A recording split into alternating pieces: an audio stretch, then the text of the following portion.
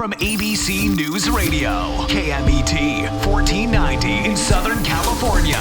This is Biz Ninja Entrepreneur Radio with your host, Tyler Jorgensen. All right, welcome out to Biz Ninja Entrepreneur Radio. I'm your host, Tyler Jorgensen, and today we have the 2017 EY Entrepreneur of the Year, the author of The Good Entrepreneur, and the man behind Nick Kennedy Coaching. Nick Kennedy, welcome out to the show. Hey, thanks so much for having me on. It's good to be here, Tyler.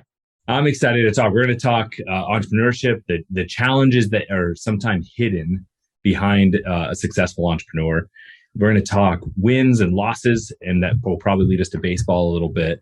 But my first question for you, Nick, is when was the moment that you first realized you were an entrepreneur? Man, I think probably my freshman year in college, I faced the existential question of, do I get up for breakfast or do I go straight to class? And I realized I didn't want to wake up any earlier than I needed to. And so my roommate and I, Mark, went to Walmart and bought a flat skillet and started making pancakes for ourselves. And then I realized all the other guys in the dorm wanted the same thing. And so we opened a pancake business. It was thriving for about 24 hours until the RA shut us down for health concerns. But I really love the idea that if I had a problem, probably other people had a problem. And if that was the case and it annoyed me enough, I could go actually fix those problems. And in doing so, and not only make money doing it, but create a community. Like, you're the guy who started the thing, right? And so that's probably what was my first entrepreneurial venture, my freshman year of college. And I just, ever since then, I've just loved the idea that if something bugs you enough, you can go create a solution for it. And if it's good enough, people will pay for it. I love that because it was like a spark went off. You're like, wait a minute, this may not have worked, but this was something. This gave me the blueprint, right? And you're right. I mean, the idea is that if you have a problem, when I teach entrepreneurship, sometimes I say, like, look for things that suck. Because if you think it sucks, it probably sucks for other people too. Not very sophisticated or fancy, but it's a good thing to keep an eye out for. I always say, like, your product can be complicated, but your business should be simple. If your business is too complicated, there's a good chance your business isn't a really good business, or you should find a way to simplify it, right? And I think this is the world of entrepreneurship. I write about in the book that I posit that entrepreneurship started 80,000 years ago on the shores of Morocco, and we found these snail shells now hundreds of miles inland. And the theory is that these people would take these snail shells, they would put holes in them, they would decorate them, and they would trade them as jewelry. So 80,000 years ago, Neanderthals and Homo sapiens roamed the earth together. We all know that, we, the Homo sapiens, became the who we were, and Neanderthals died off, even though they were stronger, their brains were bigger. Like, everything should have said they should be the group that should have succeeded. But the number one theory on why they failed to succeed was because they didn't share resources.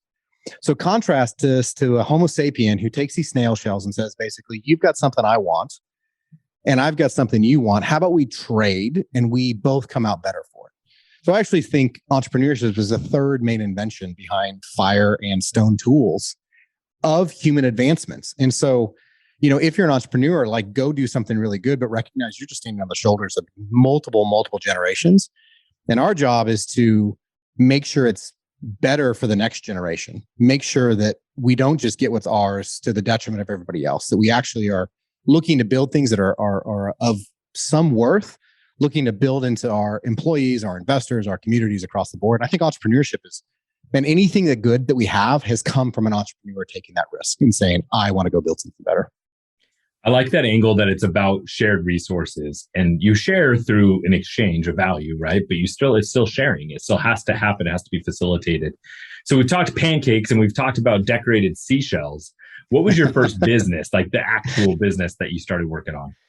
So I got a job out of college to go work for Ross Perot at EDS. Well, he had actually just left, but his legacy was huge there. And while I enjoyed learning from kind of Ross's first principles and all the things that he did at EDS, I also recognized that I was not built to be in a cube. And the first time I had a chance, someone said, hey, we're going to start a business. Would you be interested? And I said, absolutely. Get me out of here. All the smart people said, don't leave. You've got a good job and 401k and all this stuff. And I said, I'm sorry, I can't do it. So we started this business it was a check-in kiosk business. We built it. We sold it to National Cash Register in a pretty quick period of time. And that was my real eye-opening experience of not only can, forget pancakes for a second, you can actually go take something that had never been done before, generate millions of dollars of enterprise value, and then really sell it to a corporation who wants that secret sauce, but is too big, lethargic to actually go do that. And then from there, I was fortunate to work with some guys who were incredibly successful, and they invested in some oncology businesses, et cetera. My big business, the first one I ever started really and grew and sold, was an airline. And it was called where every good entrepreneur starts is in starting airlines. Yeah. Okay. Well, sure. I had one of the investors in those businesses was a billionaire who had a private plane. And I had been traveling 2 million miles in a decade on American Airlines, up front all the time, first class all the time. It was miserable. The experience was horrible. And I got to ride private. Now, that's a lot of flying, but most people don't say, yeah, I flew first class and it was horrible, but okay. This is my point, right? We've taken one of the greatest inventions of all kind, flying. And at the time when I started this airline, it was third worst in customer satisfaction behind insurance and healthcare. Oh, wow. Like just airlines in general were third worst. Airlines in general, the experience was so bad. And so I got a chance to fly private, and I didn't realize it at the time, but I had been doing 10 years of market research. And what I realized was flying private is 10 times better than flying commercial, but it also costs 10 times as much. So very few people can afford it. And right around the time Airbnb and Uber were growing, and they created these two-sided marketplaces. And I thought, well, I'm going to go buy a plane myself because I could have breakfast with my family, go to another city for work, and be back in time for soccer practice, where I could have my cake and eat it too. And then I realized that's really dumb to buy a plane by yourself. Pro tip, listeners, don't ever buy a plane. It's a really bad investment. But I wondered, if I had been doing this and needed this, what about all the other people that were sitting next to me who look like zombies, who gained too much weight, who were sleepless, all the things that go on when you travel a lot. And it turns out lots of people want access to a private plane. And so we did this shared model. We created a membership. We charged a flat monthly fee for scheduled service here in Texas between Dallas, Houston, Austin, Midland, right, San Antonio. And thousands of people flew on us. Tens of thousands of people flew on us. And I had no experience in the airline industry up to that point, but it turns out there are lots of planes sitting around in these hangars. And so we sat in the middle and created the two of these two-sided marketplaces together. It's really fun. That's beyond fun. So there's so much to unpack in that story, because again, most people wouldn't think, oh, you know what? I don't like flying. I'll start an airline. And not only that, you didn't necessarily go and acquire all of these, and spend billions of dollars on acquiring assets and capital expenditure, but you basically created a system to bridge unutilized resources with people who are looking for a better experience. What was the biggest challenge in bringing that to market, and how did you overcome it? We had to go get FAA and Department of Transportation authority to go do this. And so that meant we had to go and ask for permission. No one had ever done this before, what we were trying to do, where we didn't really control the planes, but it was under our brand and everything. So I contracted with plane operators. They had to brand their planes, put their livery on their planes, and the pilots in our uniforms, et cetera. The branding was all that. And so we went up there, and I remember going into the DOT, and you had to apply for authority to go do this. And what they're concerned about, the FAA is concerned about safety. The DOT is concerned about consumerism, consumer safety, so people aren't getting ripped off. And I walked in and I sat down, and more people came on the other side of the table. And I turned to my attorney, and there's 12 people across the table from us. And I said, why are all these people here? And she said, well, you're like the two-headed snake at the state fair. Like, everybody wants to see this. Not every day an idiot walks in here and says, I want to start an airline. And right. I'm thinking, I'm paying $800 to boot so I can be laughed at. And I told them my story. And after 90 minutes of telling the story and why we weren't going to cut corners anywhere, right? I told them how we were going to do it safely. I told them we'd gone through the regulations, like we'd found the right partners. What was super cool is we were given access to our members, but the average plane in America at that time flew 240 hours a year. So I would go to these operators and say, look, I'm going to take that same plane that's sitting in your hangars, and I'm going to 10x it. I'm going to fly 2,000 hours minimum a year. I'm going to 10x your fuel. I'm going to use your pilots more. Like, we created these economies of scale. And so when I sat down and told the DOT this, they they said, hey, we will do anything we can to help, because the big airlines have so much lobbying power. There's almost nothing we can do to help. And because it's such a high barrier of entry, no one wants to get in here. I walked away from there thinking, man, we've got this done. And it turned into 9 months of waiting. And I've hired people and I've paid in planes, and like the cash we're supposed to be using to grow is now being used just to keep the doors open. I'm not taking a salary. My wife, our marriage is not doing good. Like all the things are going on. So that was the hardest part, was just the waiting, because you had to have the authority to go do that. And as an entrepreneur, we're very impatient. And that was really hard for me to wade through that process. So that patience of being able to say, no, I believe in this vision. We're going to keep pushing. We're going to get in the air. We're going to do that. But you also highlight on a couple of the other expenses that happen during that time, because when an entrepreneur is birthing a new idea, it takes a lot of time and energy. And that can oftentimes create a void in other parts of life, right? So what do you see as some of the challenges facing entrepreneurs right now from like a broader perspective, like impacting the self? So my book, The Good Entrepreneur, it's 10 chapters of it's history of entrepreneurship and how do you go build an airline, right? Apply it to your own business. The last 2 chapters really though is post. So I sell the business in chapter 10, and 11 and 12 is really reflecting back on the journey. And what I had to realize, and what I've done in the research of writing the book, is recognize that there are very few examples of healthy human beings who are successful entrepreneurs. I mean, Steve Jobs, amazing inventor, amazing leader, etc. Horrible in relationships. Elon Musk, amazing inventor. You would not want him to be your dad, right? I mean, like, you look at these people that we hold up and say, hey, they're the greatest in the world. And the reality is they probably are really poor in relationships. You wouldn't want to be married to them. You wouldn't want to be in your family. Love my Tesla, love my iPhone, but that's where it ends. Right. And so really the journey, and I was in that place. Now, I came from a position of, when I was 16, my dad went to prison for 20 years. So I had this huge chip on my shoulder. I had this, I went from upper middle class to figuring out how to make it work. I'm one of the few guys on the face of the earth that have spent hundreds of hours in a private plane and hundreds of hours at a prison visiting room. 2 places that you can't find farther apart. And yet I can tell you from a fact, it's less than 5 decisions that determine which one you're at. And you can be completely in prison in a private plane and completely free in a prison cell. Sure.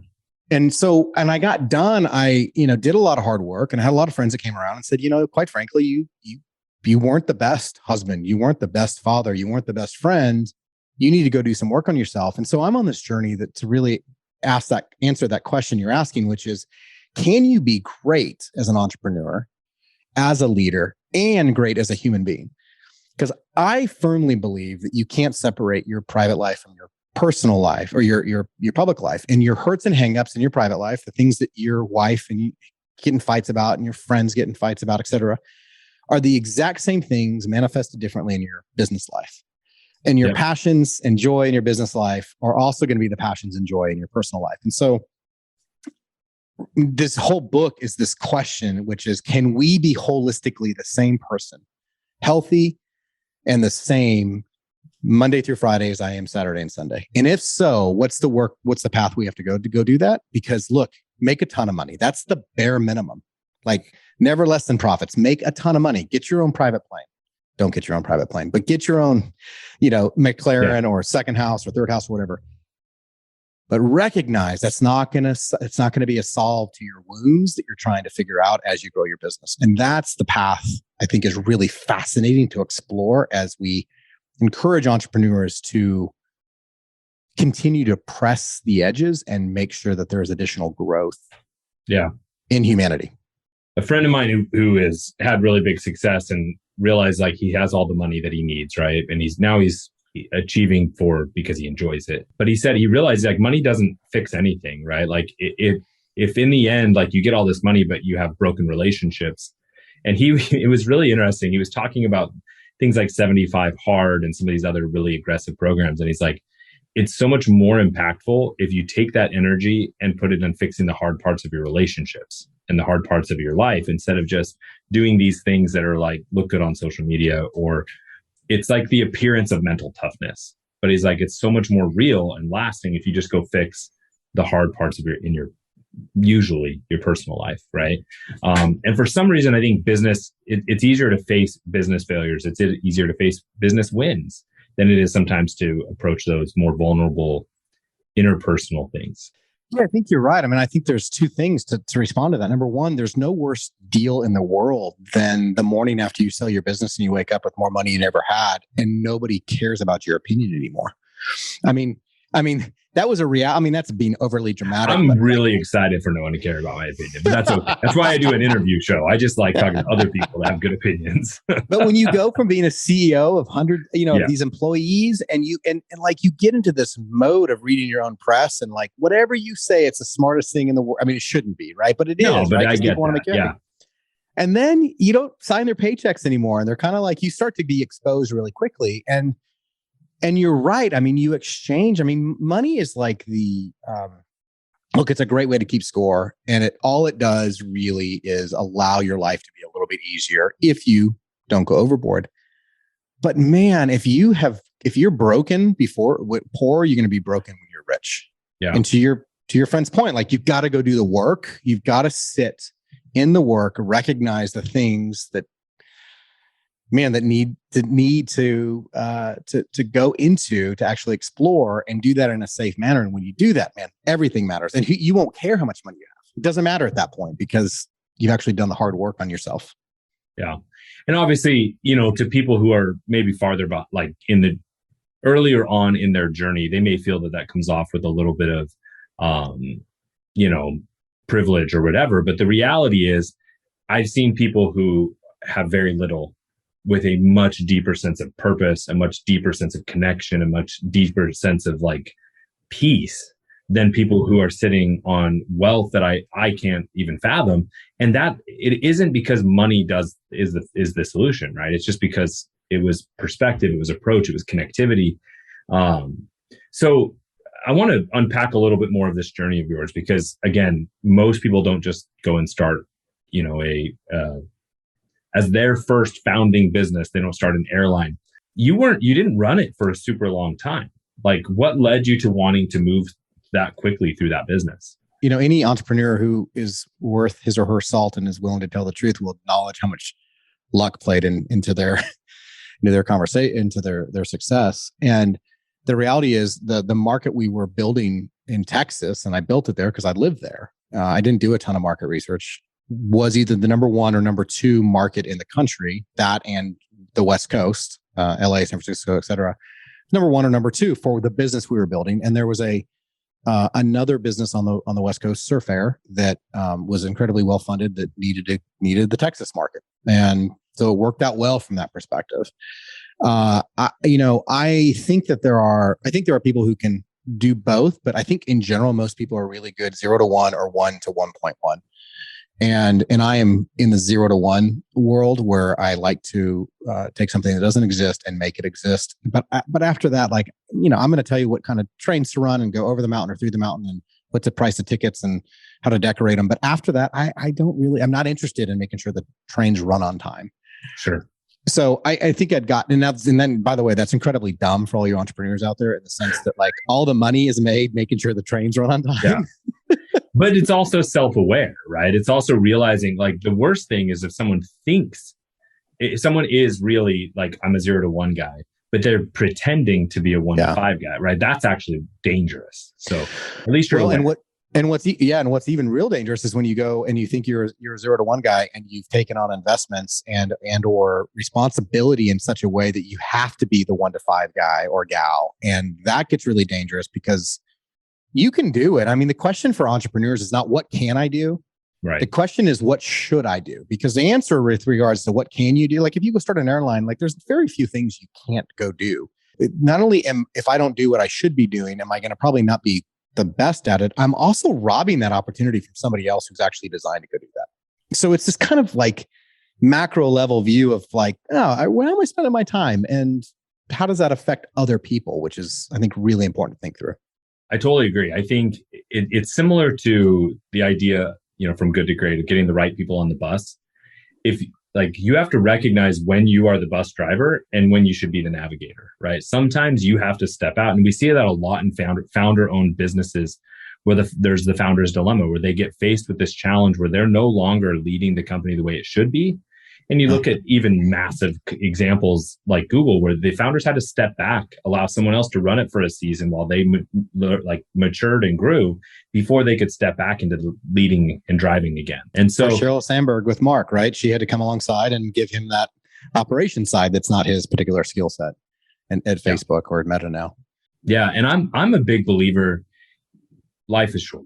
Like, we should be leaning into things that can be profitable, but also that we enjoy. Like, we should find growth in. And so forcing yourself to be in a role that isn't the right fit for too long can come at a big cost, right? And so so you ended up, you ended up selling to the other company and then working for them for a while? Yep. Yeah, sold it and worked for them for a while. Turns out I'm still a pretty bad employee. I don't know if they'd say that, but I definitely I just don't do well as working for other people. That's that entrepreneurial side of things. Yeah. And then during this time I started doing this work, which was really spending some time going through some leadership training, spending some time one-on-one with some people who provided a mirror. They removed the fog from the mirror and let me see who I really was. And when you're a kid that grows up with your dad in prison, there's not much you won't do to get to what you want to get to, right? I mean, when you have nothing to lose, you have nothing to lose. And I had to recognize that the survival instincts I learned when I was a teenager were no longer necessary as a 40-year-old. And the survival instincts I learned that provided me really well actually are a horrible hindrance in my marriage. I don't need to bring my abandonment issues up anytime my wife disagrees with me as if that's the final straw, right? I mean, these things that cause these wounds with employees, with spouses, with children, with friends, with family members. And to do that work and to be clear about that work was what I did. And so now what I do, I call myself micro-retired. That's my next book coming out, Micro-Retirement, and this is going to sound incredibly privileged, but I'll just say it. My wife and I, we work 2 weeks. We do 2 weeks of revenue generation and then 2 weeks of non-revenue generation work. And I don't believe, retirement didn't exist before World War I. This idea that you should work until your 60s until you're tired and can't do anything and just walk off into the sunset is just, I think, like a horrible harebrained idea. And I totally privileged to say that, but we're right now saying, hey, what do we want to do now while we have our children home, while we're doing this? And so the first product of my micro-retirement is this book I wrote, The Good Entrepreneur, that came out of that. By the way, writing a book is a horrible revenue generating proposition for anybody. Don't do it for the money. Do it. It's amazing, but don't do it because you're going to make any money. And then the other time I spend time doing executive coaching work, one-on-one or in group settings with what I call the tip of the spear, either founders, owners, and or C-level executives, where they often don't have peers that they can be honest with. I was just on a call with a client this morning who said, man, I want to tell my board this, but I have no idea if I do this, what they're going to do, and the leverage, and I've got another round coming in. And I mean, I just sit there in those moments and go, okay, let's untangle, let's remove some of the chaos and some of the fog, and let's get clear about what we should do in this situation and how it plays out for the next year, 5 year, 10 year, and 20 years as you think about building a legacy. And that's what I get to do now, which like I feel it's like I'm not even working because I'm just feel these sacred moments that I get to spend are just what I'm called to go do in this season of my life. That's really neat. It's challenging to find good coaches because so many times the coach or the mentor is someone who's too close to what you're currently doing.